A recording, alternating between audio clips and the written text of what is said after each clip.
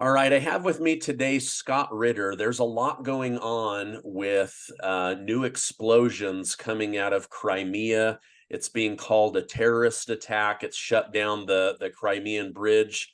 So we definitely want to go through that. We also want to talk a little bit about what else is going on in the region. Scott Ritter, thank you so much for coming on today's show.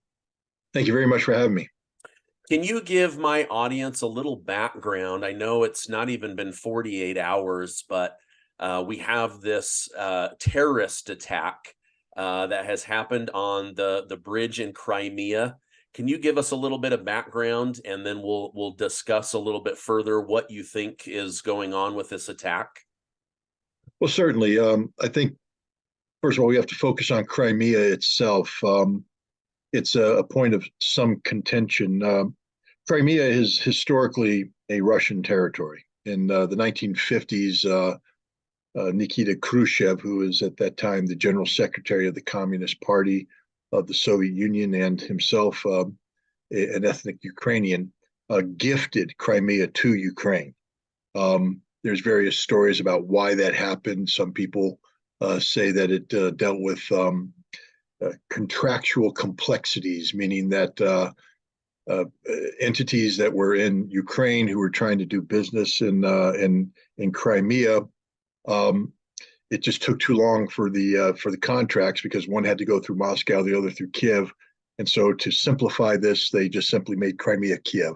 Who knows? That's anecdotal, but the point is, the primarily ethnic Russian population of Crimea found itself in the Soviet Republic of Ukraine, which, given that the Soviet Union was run out of Moscow, wasn't the end of the world. But it became the end of the world for these people in 1991, 1992, when Ukraine became independent from the Soviet Union. And there began a long, decades long gradual ramping up of animosity between the ethnic Russians of Crimea and the Ukrainian government, whom they believed treated them poorly because of their ethnic Russian status. There was also tension between Ukraine and Russia over the Sevastopol naval base. This is the key to Russia's security posture in the Black Sea. It's where the Black Sea Fleet is based out of. And so Russia, signed a leasing agreement with the Ukrainian government to keep the Russian fleet there and the Russian service members there. In 2014, there was a coup, a revolution, however you want to call it, in Kiev, where the pro-Russian government of Viktor Yanukovych was ousted by people who were aligned with Ukrainian nationalists, and they began to prosecute, some would say persecute, the ethnic Russians of Ukraine, including Crimea and the Donbass. Crimea declared its independence. Russian forces intervened, and within short order, Russia annexed Crimea into Russia. A move that has been rejected by the Ukrainians and by the West at large. Crimea is isolated from Russia, at least was at that time in 2014.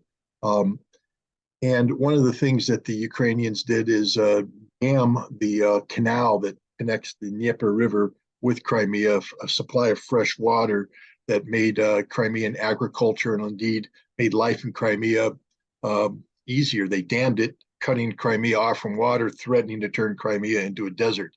And then it also isolated the people of Crimea. So Vladimir Putin ordered that a bridge be built. Now, people have been talking about building a bridge between Crimea and the Krasnodar region in southern Russia for some time now, but it's been deemed to be one of the more difficult engineering feats.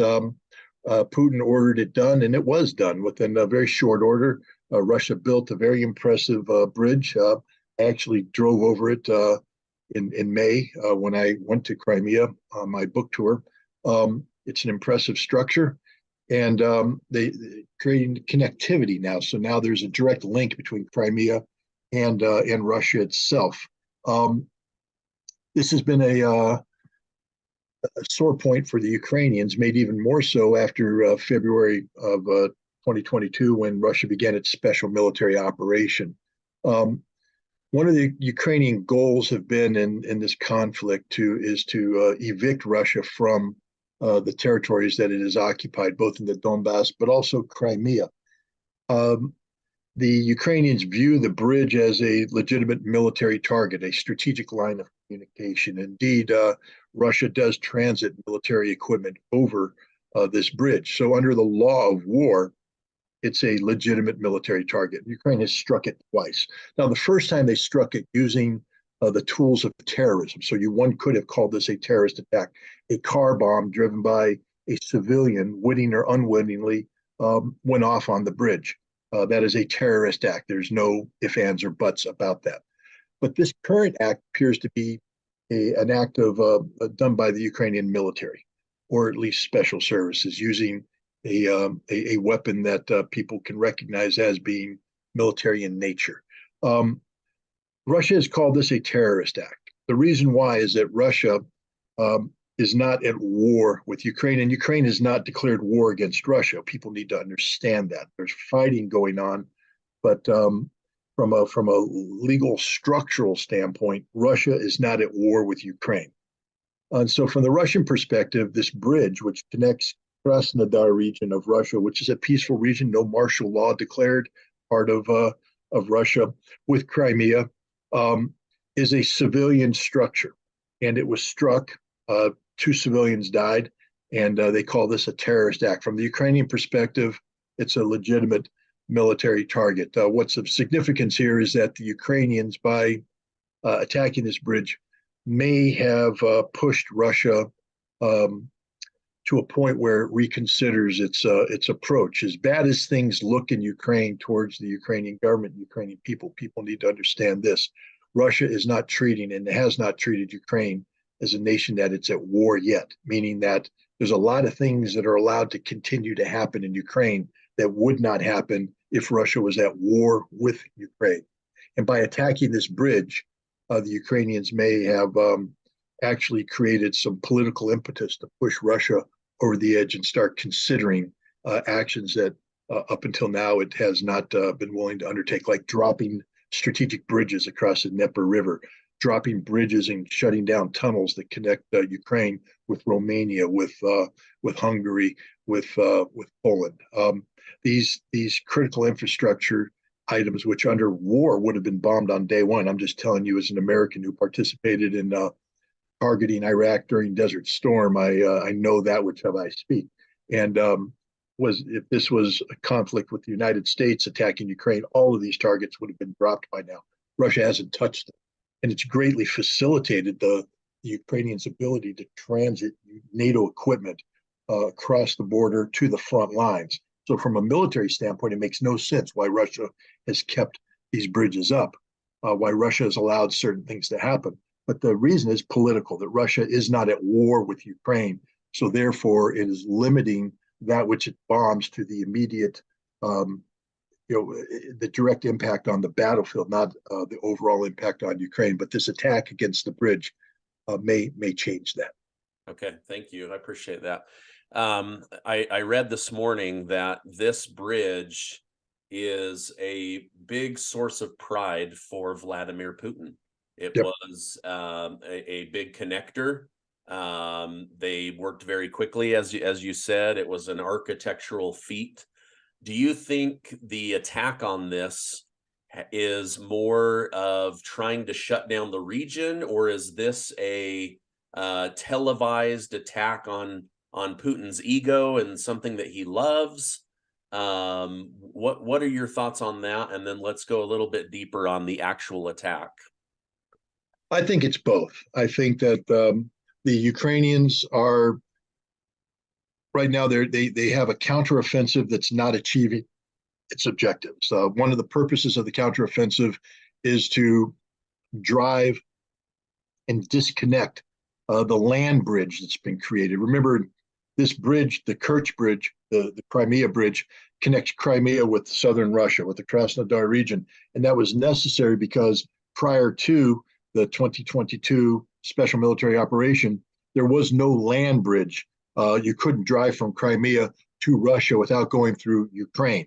but because of the military operation, because of the annexation of Kherson and Zaporizhia, there's now a land bridge that connects Crimea with Russia. And so one of the goals of the Ukrainians in their counteroffensive was to sever this land bridge, either directly by punching through the Russian defenses and making physical contact with the Sea of Azov, or through fire by bringing the Ukrainian forces close enough to the highway that connects Crimea through Melitopol, Mariupol, and Russia, and put that under artillery fire. So you sever this line of communication. And that's critical for starving the Russian forces that are currently in the Kherson Zaporizhia area. The supplies that Russia brings for these forces comes from the land bridge, but also across the bridge, the Crimea bridge. And so you have a counteroffensive that hasn't succeeded in cutting the land bridge. So the feeling is if you could blow the real bridge, the Crimea bridge, you could begin the process of starving the Russians of the support that's necessary to continue the defense and enable the Ukrainians to launch through. So there's a legitimate military reasoning behind this. But as you also pointed out, this is one of Vladimir Putin's flagship projects. This was a very important project for him.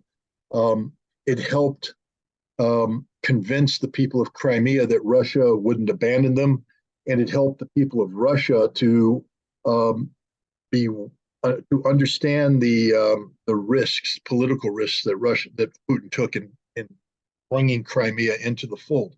While emotionally many Russians agree that Crimea is Russia and is forever Russia, the ramifications of absorbing Crimea, because remember, for 2 decades it had been under the rule of the Ukrainian government. The infrastructure had collapsed. It was not up to Russian standards, and by bringing in Crimea without a plan, there was no plan for this. It literally the coup took place in February, and by March, the nationalists were threatening Ukraine, and by April, Russia had taken Crimea, and by April, Russia had taken it. And so now Russia has absorbed this territory with no plan. How do we proceed from here? They were thinking, how do we afford this? Where's the budget going to come from to bring Crimea up to Russian standards, which is an obligation now that it's part of Russia? And Putin was able to go around Russia and get different districts to adopt certain parts of Crimea and say, this is our responsibility. And so they would take their part of their budget and donate it to Crimea. So that was one thing. But in order to make that viable, you still needed to have, the economic connectivity. And that's what the bridge did. Putin, by building this bridge, sent a signal that he is committed to making Crimea part of Russia, that Russia should be committed. It was a bridge that united Russia with Crimea, and Vladimir Putin has his name written all over it. So, yeah, by attacking this is putting a thumb in the eye of Vladimir Putin and his project. So I think Ukrainians are accomplishing both objectives by attacking this bridge, and that's why the Russian response is going to be of an order of magnitude greater than it would be normally, because there's not just the military aspect of this attack, but there's the political aspect as well. Okay. And just to be clear, it looks like this looks like something out of a Mission Impossible movie, but basically they took a remote controlled jet ski loaded with explosives and ran it into the bridge at about 3 a.m. Russian time. Is that your understanding? Hey there, it's Stephen Gardner. I'm so sorry to interrupt this important interview, but if you have a mortgage, I want to tell you there's a better way to pay that house off in 7 years or less. You need to meet with one of my coaches over at Replace Your Mortgage, where they will show you how to pay that house off in 7 years or less using the same income you have right now. We all know that for most people, buying a house is their biggest investment, yet banking products are systematically designed to make banks wealthy. I want to help you be wealthy and get debt-free even faster. So I'll leave a link down below for that. Go check it out. Okay, let's get back to this interview. Well, I don't know if they've actually identified. I mean, that's a weapon they've used in the past. Okay. But another weapon that they're talking about is a Remus 600 or something of that nature, which is an underwater drone. that has some explosive capabilities. It could be a demining drone that you use to take in, and you find a mine and you blow it up, and it was packed with even additional explosives, and that this was used. And what's interesting, if you use the Remus, because of its limited range, the Ukrainians would have had to have a commando team on board one of these ships that leaves Odessa with the grain. And that ship goes through what they call the Green Corridor, which is a safe corridor that the Russian Navy has stayed out of. And while it's going through the Green Corridor, the commandos would have gotten off the boat with this drone and then infiltrated closer to the bridge. The commandos would have been physically close enough to guide the drone to the bridge. So it's more like Mission Impossible than you can possibly think of. And that's it. But that's another reason why the Russian response will be the way it is, because from the Russians, this isn't just an attack, it's a betrayal. It shows that the Ukrainians have never operated in good faith about the grain deal, that the grain deal is always about empowering Ukraine to do things that otherwise wouldn't be permitted. And that's why I think you're seeing the harsh response by Russia over Odessa that we saw last night. Yeah, let's talk about that. So people are saying Putin's not wasting any time getting revenge. He's already hit the port city of Odessa with a massive missile strike. Do you see that as the end of it, or do you think that was just already a planned attack, or is something bigger coming as far as a revenge attack for the explosion of this key piece of infrastructure, this bridge? I think the Russians had a package already prepared. Look how quickly this was done. Yeah. So the Russians had a prepared package. They had systems identified. They had the targets identified. It was all wired in. So basically, the Russian leadership picked up the phone and said, fire Alpha Bravo 1001, a pre-planned fire mission against pre-designated targets. The question now becomes, why did Russia wait so long to do this? I mean, if these were targets that were known, why weren't they struck before? Why hadn't Russia taken these targets out prior to this? And the answer is that Russia was trying to operate in good faith about the grain deal, that they had basically said that Odessa is going to be fundamentally off limits, and Russia was living up to its obligation. This is a signal now that Russia's done with the grain deal, that they're going to start to view Odessa as a target. I don't think that this represents the end of the targeting. I think that there are other targets that have yet to be developed. For instance, those who planned this attack, those who carried out this attack. Russia is going to have to be more specific about who they were, and then Russia is going to find them and bring death and destruction upon them. I also think that Odessa's days of sleep-filled nights are over. I think you're going to see Russia seeking to make sure that Odessa cannot be used as a platform to continue attacks. The drone attacks are not only prepared and planned from Odessa, but for instance, last night there was a drone attack, the sea drone. There was an air drone attack. 32 airborne drones were launched by Ukraine from bases around Odessa against Crimea. All 32 drones were shot down. But from the Russian perspective, Odessa has become a launching pad of attacks against Crimea. And I think you're going to see Russia seeking to apply military solution to that problem, to eliminate Odessa as a source of continued military attacks against Crimea. Okay.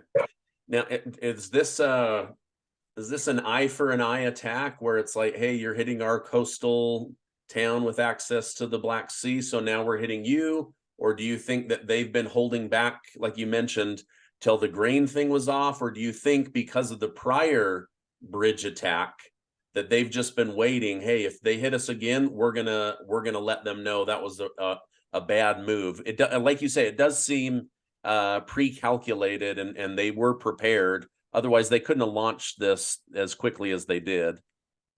I don't think it's an eye for an eye. I don't think Russia plays the eye for an eye game. Russia's intent is to prevail in this conflict, and so they will hit the targets necessary to achieve their military and political objectives.